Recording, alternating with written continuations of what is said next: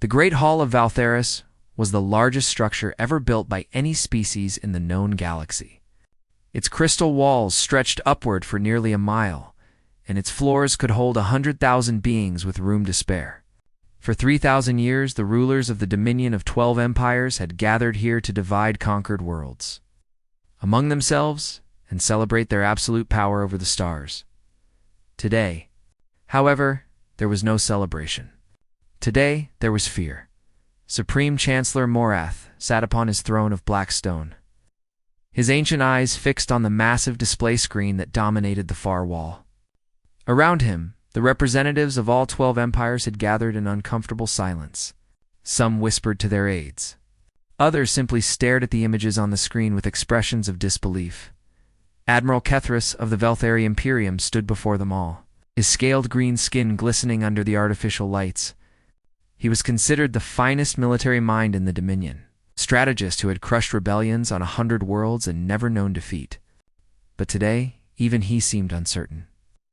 The anomaly was first detected 6 standard cycles ago, he explained, his deep voice echoing through the hall. Our sensor stations at the edge of the outer reach picked up unusual gravitational readings.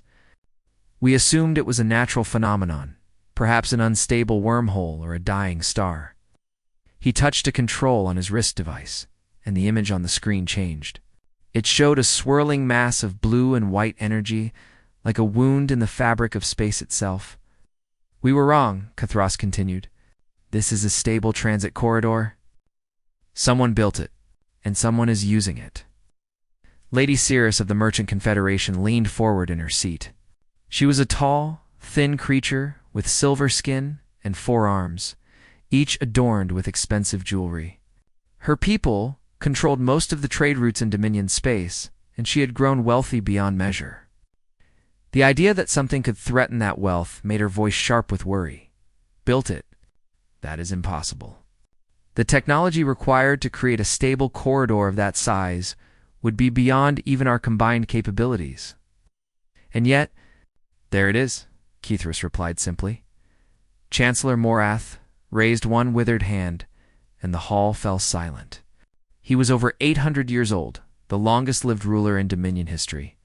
His body was frail, kept alive by machines and medicine, but his mind was still sharp as a blade. You said someone is using it, he said slowly. Show us. Kethris hesitated for just a moment. Then he changed the image again. The hall erupted in chaos. Ships were emerging from the transit corridor. Not dozens, not hundreds, thousands. They came in formation, row after row of angular vessels painted in shades of gray and black. They were smaller than Dominion capital ships, but there were so many of them. The display showed the number climbing higher and higher. 3,000, 4,000, 5,000. And still they came. Silence. Morath commanded, and the hall slowly quieted.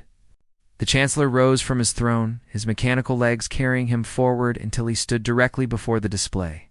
Whose armada is that? We do not know, Chancellor, Kethris admitted. We have no record of these vessel designs in any of our databases. The ships use technology we have never encountered. Our scouts attempted to make contact, but they were destroyed before they could transmit detailed information. Destroyed? Lord Varn of the Crimson Empire spoke for the first time. He was a massive creature, nearly 9 feet tall, with 4 eyes and skin like rough stone. His people were warriors, bred for combat over countless generations. How many scouts did you send? 47 vessels, Kethris answered. They were eliminated in less than 3 minutes. The hall fell silent again.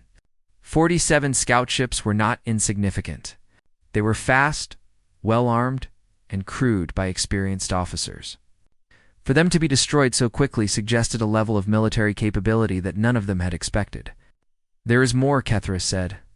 Before our last scout was destroyed, it managed to capture an image of one of the enemy vessels at close range. The display changed once more, showing the hull of a single ship. It was covered in strange markings, symbols that none of them could read. But in the center, painted in bright colors, was an image that made Morath's blood run cold. It was a world. a blue world with patches of green and brown, surrounded by a ring of golden leaves. Below it were letters in an alien language. We ran this image through our stellar cartography archives, Kethers explained.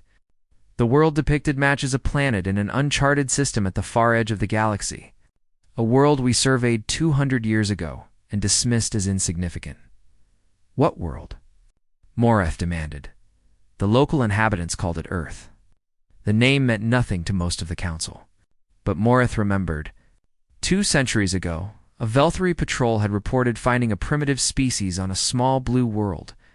They had been in the early stages of space exploration, barely able to reach their own moon.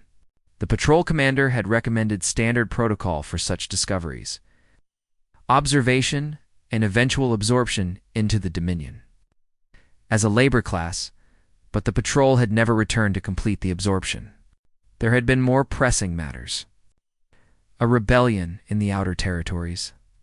A trade dispute that nearly started a war between 2 member empires. The little blue world had been forgotten. Possible, Morath whispered. They were primitives. They had no faster-than-light capability. They were nothing. It appears they are no longer nothing, Kethra said grimly. And they are coming directly toward Valtheris. Lord Varn laughed, a sound like rocks grinding together. Let them come. We have 40,000 ships defending this system. Whatever these creatures are, they are still outnumbered 10 to 1. We will crush them like insects and enslave the survivors. Several other council members voiced their agreement. The fear in the hall began to transform into confidence. After all, the Dominion had never lost a major battle. Their combined fleets were the most powerful force in the galaxy. What could one primitive species do against such might? But Chancellor Morath did not share their confidence. He stared at the image of that blue world, and something cold settled in his chest. He had ruled for 8 centuries by trusting his instincts. And right now, his instincts were screaming that something was very wrong. Admiral Kethris, he said quietly, you have studied these vessels. You have analyzed their movements. What is your assessment? Kethris was silent for a long moment. When he spoke, his voice was barely above a whisper. They fly in perfect formation, Chancellor. Not one ship out of place. They move as a single organism, coordinated in ways our own fleets cannot match. And they show no hesitation, no fear. They know exactly where we are, and they are coming straight for us. He paused. In all my years of warfare, I have never seen anything like it. Morath nodded slowly. Then we must prepare for the possibility that this battle will not be as easy as some believe. He turned to face the council, his ancient eyes hard as iron. I want to summon all available forces to Valtheris. I want every ship, every soldier, every weapon we have. These creatures from Earth want to fight. His voice dropped to a cold whisper. We will give them one they will never forget.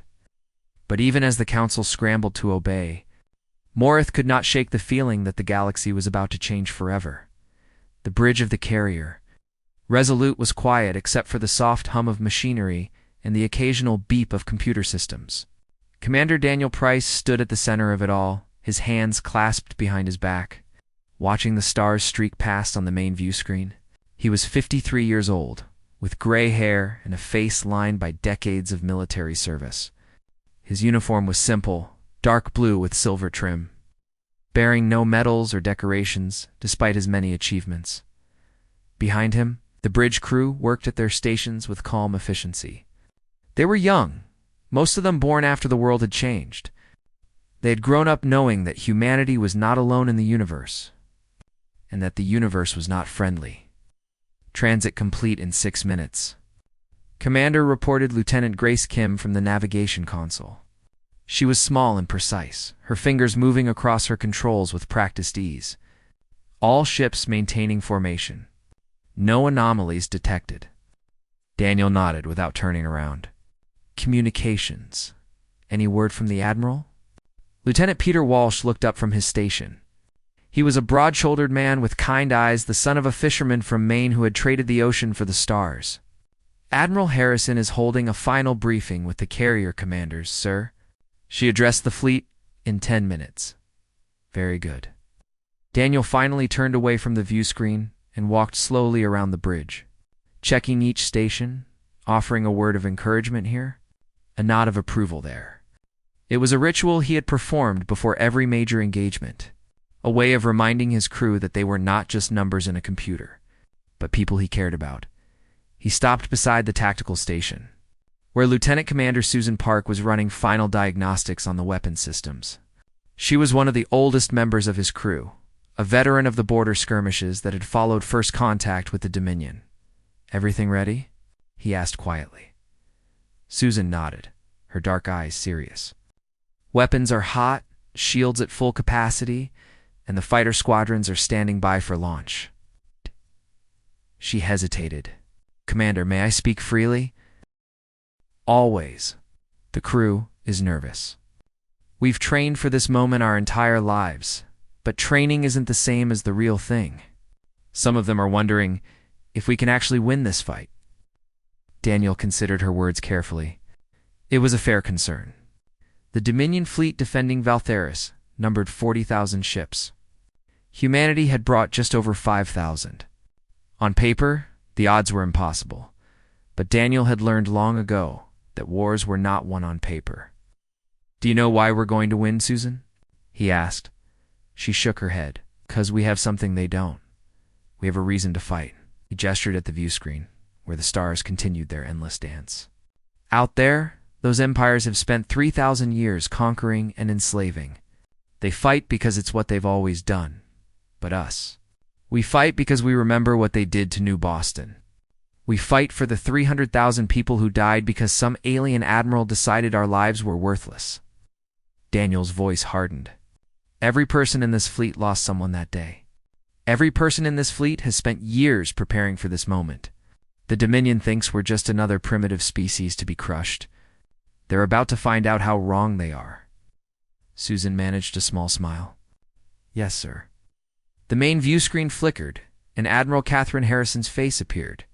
She was a small woman with silver hair and sharp gray eyes, and she commanded the largest military force in human history with the calm assurance of someone who had never known doubt.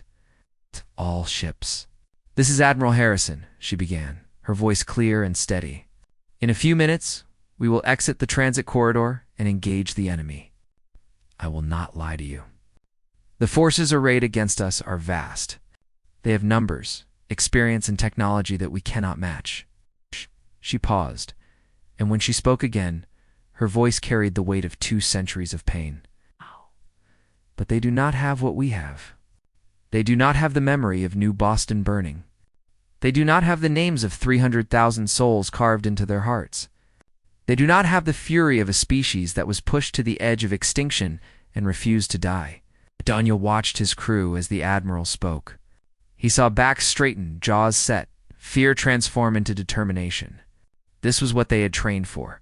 This was what they had been born for. 200 years ago, Harrison continued, a Dominion patrol found our world and decided we were worthless. They burned one of our colonies to ash and left without a second thought. They forgot about us. They moved on to other conquests, other victims, confident that the universe was theirs to do with as they pleased. Her eyes seemed to find every person in the fleet at once. Today we remind them. Today we teach them that humanity does not forget. Today we show the galaxy what happens when you try to destroy us. The view screen showed the transit corridor beginning to collapse behind them, the stars resolving into normal space. Ahead, Daniel could see the glow of Valtheris, the throne world of the Dominion, and around it the massed might of 40,000 warships. "All ships, battle stations," Harrison ordered. "It's time to give them their answer." Daniel turned to his crew. "You heard the Admiral? Let's show these empires whose Armada this is." The bridge erupted into controlled chaos as everyone rushed to their positions. Weapons systems powered up, shields activated. Fighter bays prepared for launch. Across the fleet, 5,000 ships transformed from vessels of transportation into instruments of war, and at the front of it all, painted on the hull of the carrier, Resolute, was a symbol that the Dominion had dismissed 2 centuries ago. A blue world with green and brown patches. Surrounded by a wreath of golden leaves, Earth's symbol. Humanity's banner. Transit complete, Grace reported. We have arrived at Valtheris. Enemy fleet detected at bearing 015. Range 200,000 kilometers and closing. Daniel took a deep breath. Open a channel to the enemy flagship. Let's see if they want to talk before we fight. A moment later, the face of Supreme Chancellor Morith appeared on the screen. The ancient ruler's expression was a mixture of arrogance and curiosity. Known vessels, he said through his translation device, you have entered Dominion space. Power down your weapons and prepare to be boarded. Resistance will result in your destruction. Comply, and some of you may be permitted to live as servants of the Empire. Daniel felt a cold smile cross his face. He had waited his entire life for this moment. Chancellor Morath, he replied. My name is Commander Daniel Price of the Earth Defense Fleet. 200 years ago, your patrol ships found our world and called us insignificant. Then they found our colony on New Boston and burned it to the ground. 300,000 people died that day. Men, women, and children wiped out because you thought we were nothing. He leaned forward, his eyes hard as steel. You asked whose Armada this is? The answer is Earth's. Humanity's. And we are here to collect a debt that is 2 centuries overdue. Morth's expression flickered with something that might have been surprise. You are outnumbered 10-1. You cannot possibly hope to win. Maybe not, Daniel admitted, but we're going to fight anyway. Because that's what humans do. We don't quit. We don't surrender. And we never, ever forget. He cut the transmission and turned to his crew. All ships, engage. The first volley of human weapons tore through space like a storm of light and metal. Thousands of kinetic rounds, each one a tungsten slug, accelerated to a fraction of light speed, slammed into the forward ranks of the Dominion fleet. Shields that had held against every weapon in the galaxy flickered and died. Hulls that had survived centuries of warfare cracked like eggshells. Admiral Thros watched in stunned silence as the first 100 of his ships simply ceased to exist. Impossible, he breathed. Their weapons are tearing through our shields like they're not even there. From his position on the orbital command station, Supreme Chancellor Morath gripped the arms of his throne with withered hands. Around him, the command staff was in chaos, shouting orders and trying to make sense of what they were seeing. The battle had been going for less than 2 minutes. Already the human fleet had destroyed more ships than the Dominion had lost in the past decade. Return fire, Morath commanded. All ships concentrate fire on their lead vessels. The Dominion fleet responded, unleashing a barrage of energy weapons that painted the void with brilliant colors. Beams of pure plasma crossed the distance between the two fleets and struck the human ships with devastating force. But the humans did not retreat. They did not scatter. They absorbed the punishment and kept coming, their formation tight and disciplined, their weapons never stopping. Kethras watched as a human. Destroyer took a direct hit from a Dominion dreadnought's main cannon.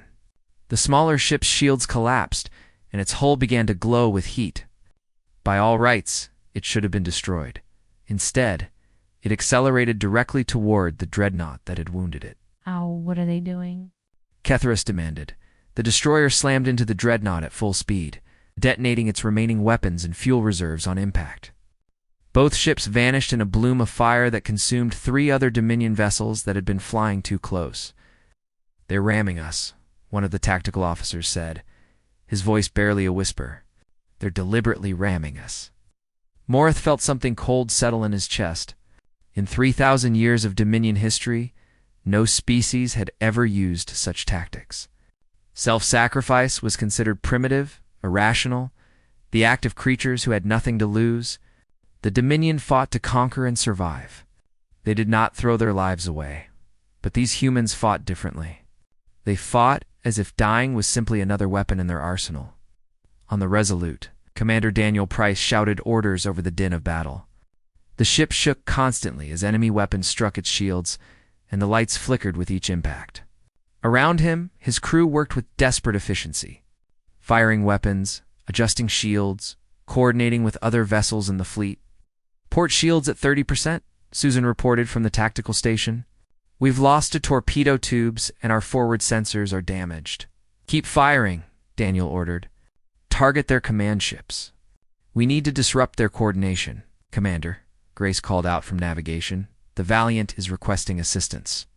They've lost main power and are being swarmed by enemy fighters. Daniel looked at the tactical display.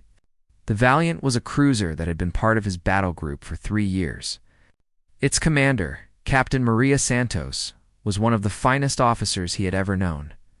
Send the fighters from Squadrons 4 and 7 to assist, and tell Maria to hold on. We're coming. The Resolute banked hard, its engines flaring as it changed course toward the beleaguered cruiser. Along the way, it passed through a field of debris that had once been Dominion warships. Their hulls torn apart by human weapons, Peter called out from communications. Commander, I'm picking up a message from the enemy flagship. They're demanding our surrender. Ignore it. So they're saying if we don't surrender, they'll execute our captured pilots. Daniel's jaw tightened. Several human pilots had been forced to eject when their fighters were destroyed, and some had been picked up by Dominion ships. The thought of them being used as hostages made his blood boil. Tell them, he said slowly, that if they harm a single one of our people, we will not stop until every last one of their ships is burning wreckage.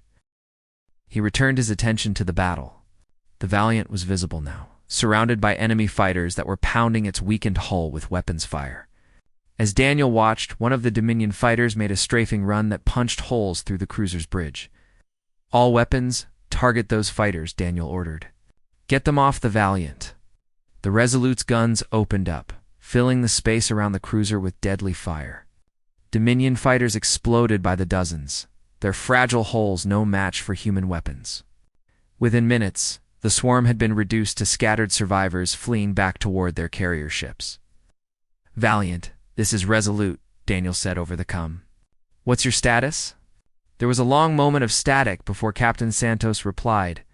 Her voice was weak, and Daniel could hear the sounds of damage control teams working in the background. We've lost main power and half our crew. Bridge is gone. I'm commanding from engineering. She paused. Daniel, we can't fight anymore, but we can still move. Adios. Daniel understood immediately. Maria, no. There's a Dominion carrier about 50,000 kilometers from here. It's been launching fighters nonstop. If someone doesn't take it out, they'll overwhelm our fleet. We'll find another way. There is no other way. Maria's voice was calm, accepting. Tell my crew's families that they died fighting. Tell them we never gave up. The Valiant's engines flared to life, pushing the crippled ship toward the distant carrier. Dominion vessels tried to intercept, but they were too slow. The cruiser accelerated to maximum speed.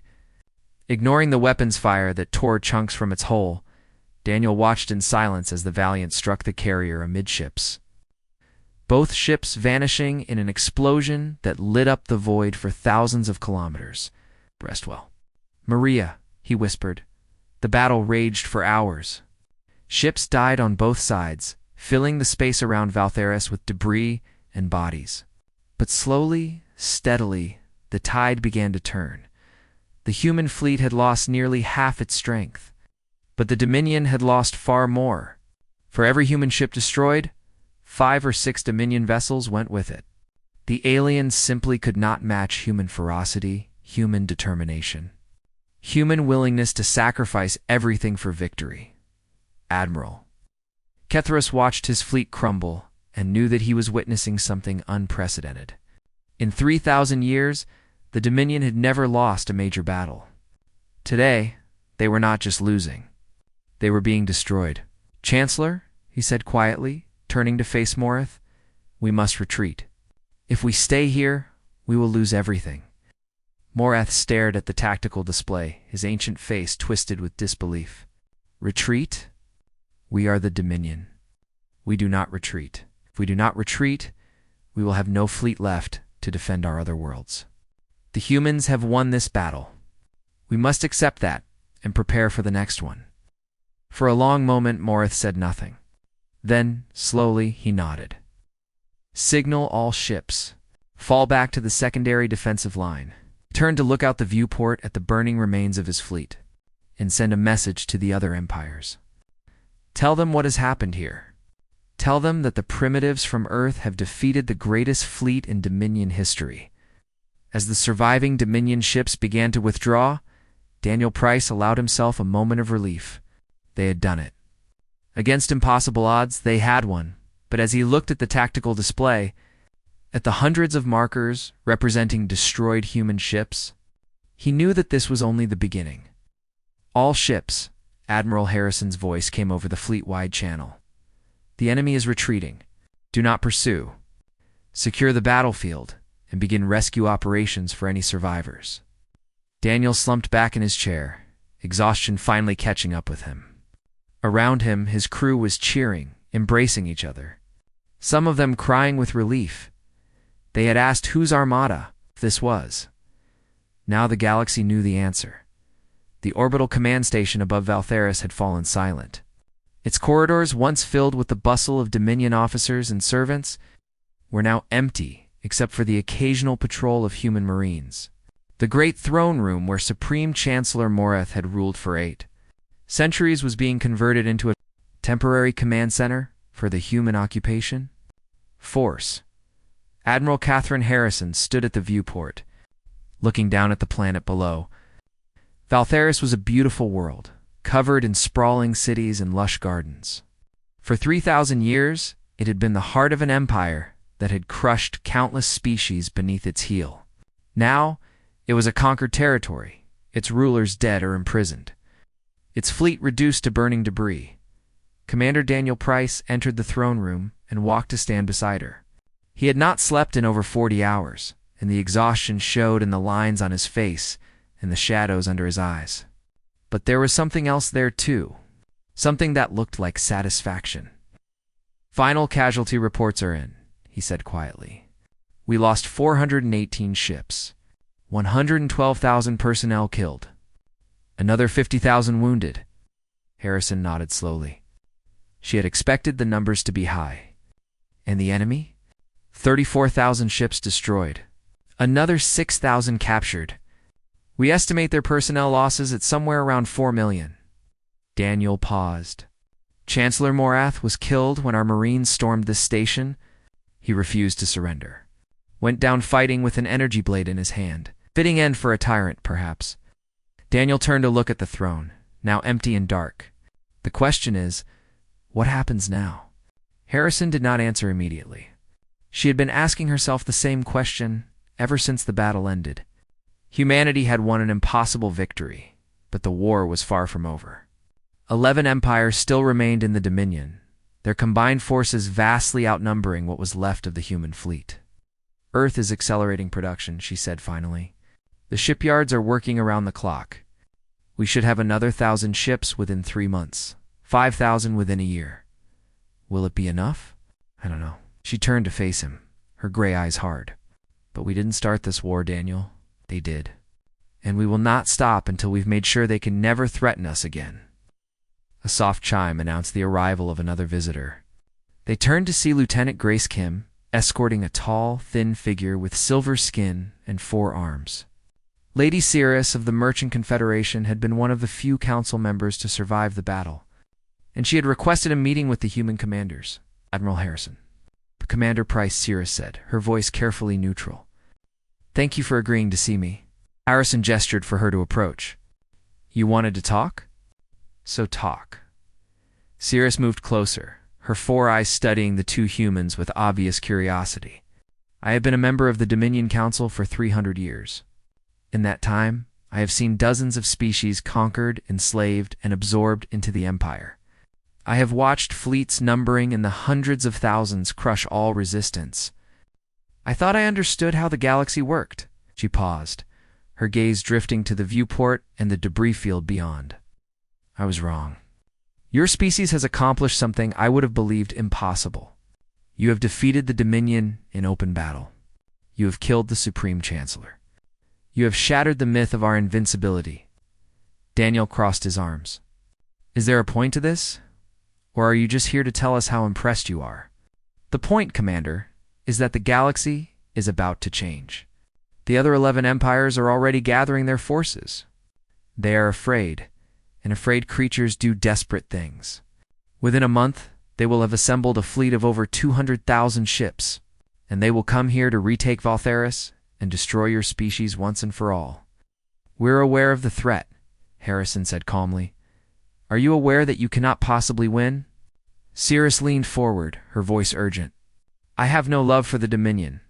They forced my people into their empire centuries ago and have exploited us ever since. But I also have no desire to see another species exterminated. And that is what will happen if you continue this war. Daniel felt anger rising in his chest. We didn't ask for this war. Your people came to our world and burned our colony to the ground. 300,000 people died because some admiral decided we were worthless. Now you want us to surrender? To become slaves like your people? I want you to survive. Cirrus's voice was surprisingly soft. I have studied your species since the battle began. I have read your histories, analyzed your cultures, tried to understand how you could have defeated us, and I have come to respect you in a way I have never respected any other species. She reached into her robes and pulled out a small data crystal. This contains the access codes to every trade route, every supply depot, every secret warehouse that the Merchant Confederation controls. It also contains intelligence on the other empires, their weaknesses, their internal conflicts, the locations of their hidden fleets. Harrison's eyes narrowed. Why would you give us this? Because I believe you can win. Cirrus pressed the crystal into Harrison's hand. The Dominion has ruled through fear for 3,000 years. Every species in this galaxy has learned to bow their heads and accept their fate. But you refused. You fought back. And you showed everyone that the Dominion can be beaten. She stepped back, her 4 eyes meeting Harrison's gaze. Use this information well, Admiral. And when you face the combined fleets of the remaining empires, remember that there are those of us who are watching and hoping that you succeed. Without another word, Cirrus turned and walked out of the throne room, leaving the 2 humans alone with their thoughts. Daniel stared at the data crystal in Harrison's hand. Do you trust her? Not entirely. But she's right about one thing. The galaxy is watching us. Harrison closed her fingers around the crystal. And we need every advantage we can get. Over the next several weeks, the human fleet worked tirelessly to repair their damaged ships and integrate captured Dominion technology into their systems. Engineers who had spent their careers designing weapons now studied alien engines and shields, learning their secrets and finding ways to improve upon them. The data from Lady Cirrus proved invaluable. It revealed supply lines that could be raided, defensive weaknesses that could be exploited, and internal tensions within the remaining empires that could be turned to humanity's advantage. But even as they prepared, the reports from their scouts grew more alarming. The 11 empires were putting aside their differences and uniting against the common threat. Ships were being pulled from every corner of Dominion space, forming an armada larger than anything the galaxy had ever seen. 200,000 vessels, millions of soldiers, enough firepower to crack planets in half, and they were coming for humanity. Daniel stood on the bridge of the Resolute, watching the latest intelligence reports scroll across his screen. Behind him, his crew worked in tense silence, everyone aware of what was coming. Commander Grace said from the navigation station, Admiral Harrison is requesting your presence on the flagship. She says it's urgent. Daniel nodded and handed control of the bridge to Susan before making his way to the shuttle bay. 20 minutes later, he was stepping onto the bridge of the carrier Defiance, where Admiral Harrison was waiting for him. Daniel, she said, her voice tired but determined. I have news from Earth. The new ships are ready. 1,200 of them, fresh from the shipyards and crewed by volunteers. 1,200? That's more than we expected. Apparently, after word of our victory spread, recruiting stations were overwhelmed with applicants. Everyone wants to be part of this. She smiled slightly. We may be outnumbered, but we are not alone. She led him to the tactical display, where a holographic map showed the positions of both fleets. The enemy armada was visible as a massive cluster of red dots, slowly moving toward Valtheris. We'll be here in 3 weeks, Harrison said. 200,000 ships against our 8,000. Odds of approximately 25 to 1. Daniel studied the map for a long moment. Better odds than last time? Harrison laughed, a genuine sound of amusement. I suppose they are. That. She placed a hand on his shoulder. We're going to win this, Daniel. I don't know how yet, but we are going to win. Because that's what humans do.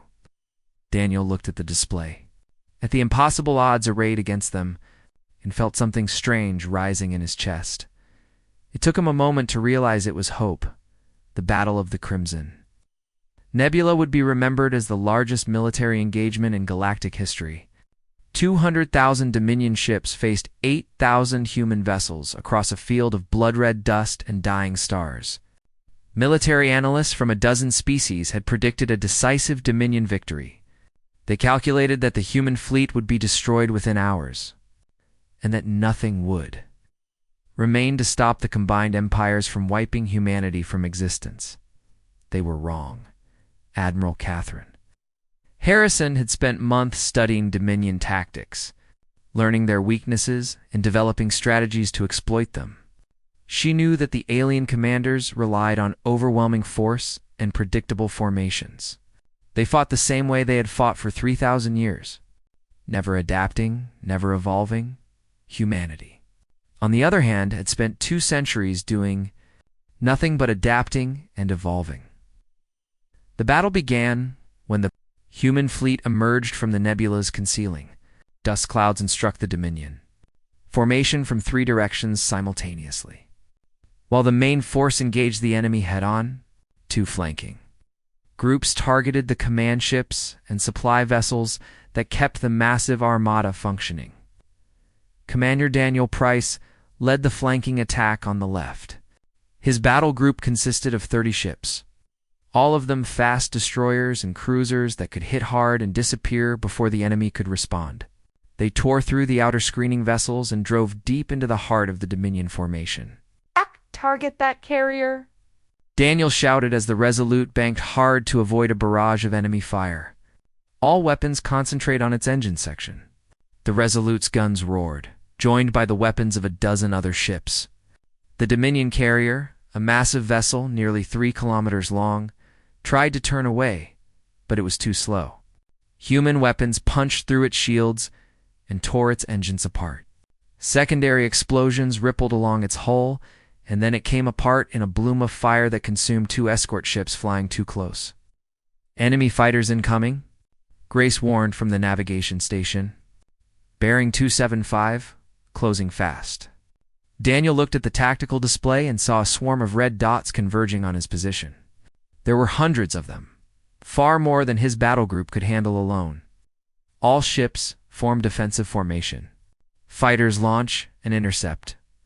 Human fighters poured from the launch bays of every ship in the battle group, meeting the enemy's swarm in a furious dogfight that filled the void with weapons, fire, and explosions. For several minutes, the outcome was uncertain, with both sides taking heavy losses. Then Admiral Harrison played her trump card, hidden in the nebula's dust clouds. A second wave of human ships had been waiting. 500 vessels, all of them equipped with captured Dominion weapons and shields, emerged from concealment and struck the enemy fleet from behind. The Dominion commanders, already struggling to deal with the attacks on their flanks, suddenly found themselves surrounded.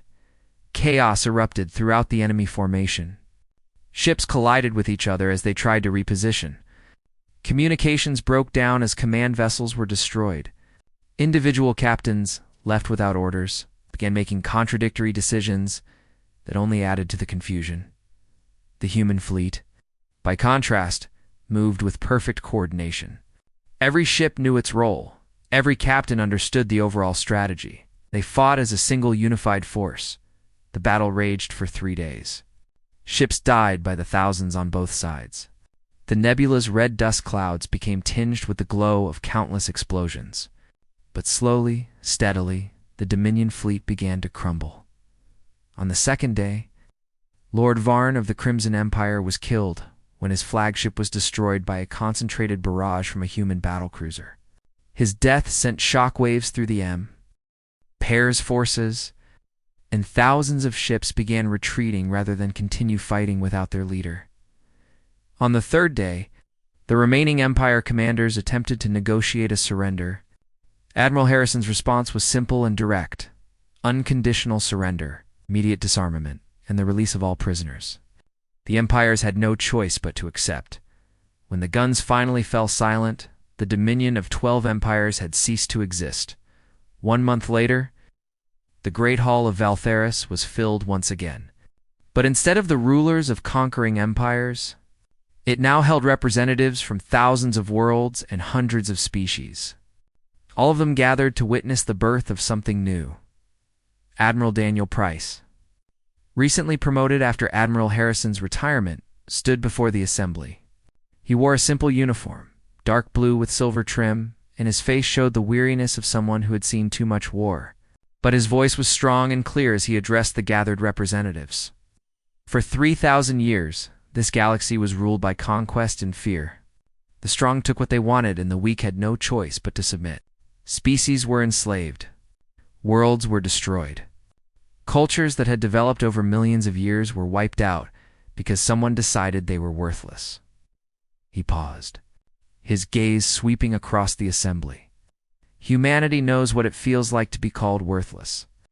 We know what it feels like to watch our people die because someone else decided our lives did not matter. We came to this galaxy seeking justice for the 300,000 souls who died on New Boston.